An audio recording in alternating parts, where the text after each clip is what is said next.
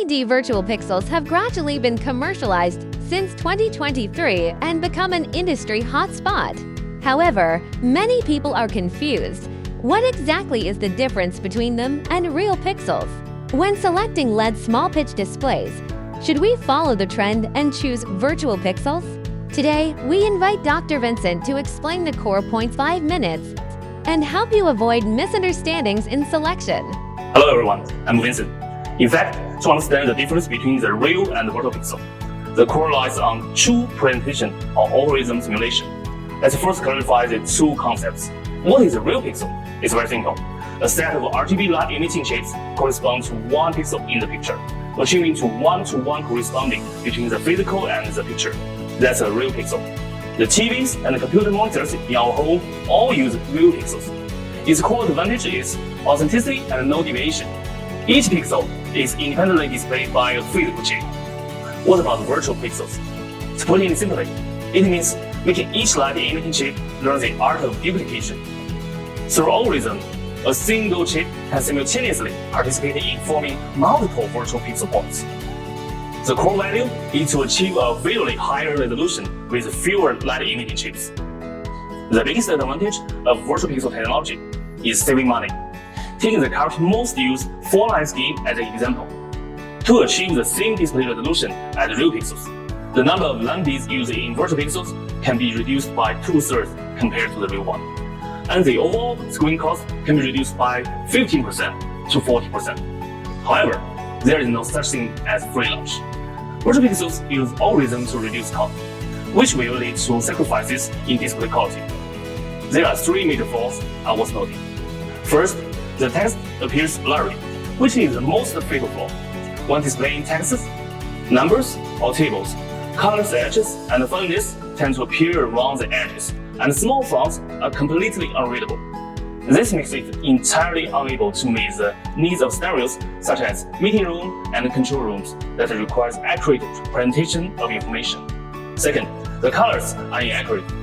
A single LAMB has to serve multiple pixels at the same time, which inevitably leads to the problem of so-called color mixing.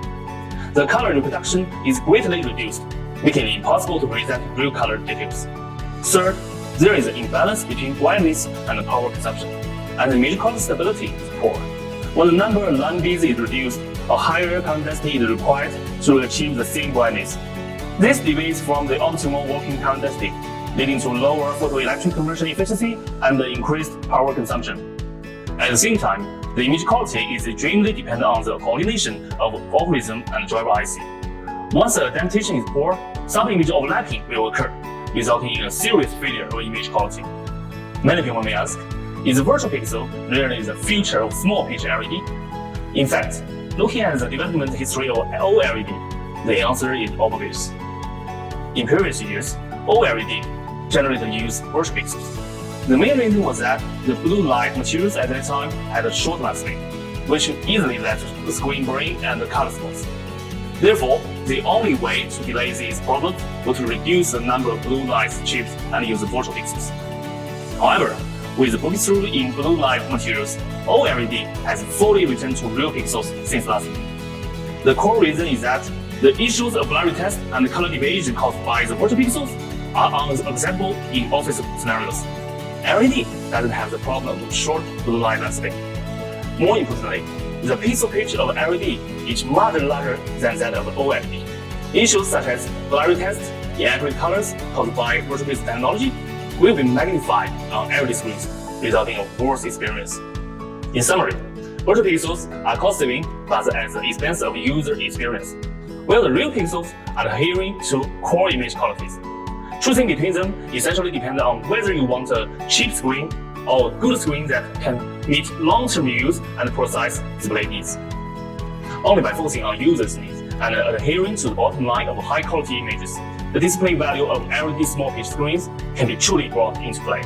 Whether it is in precise display scenarios such as conference room, control room, or other high-end scenarios, only by avoiding image quality loss, the accuracy of information transmission and the comfort of visual experience can be guaranteed. There is no need to blindly follow trend when choosing LED small pitch screen, or to compromise core experience for cost control. Absen always balances your costs image quality, and user experience. We refuse to compromise due to simplification and always presents the most authentic high-quality image for every needs.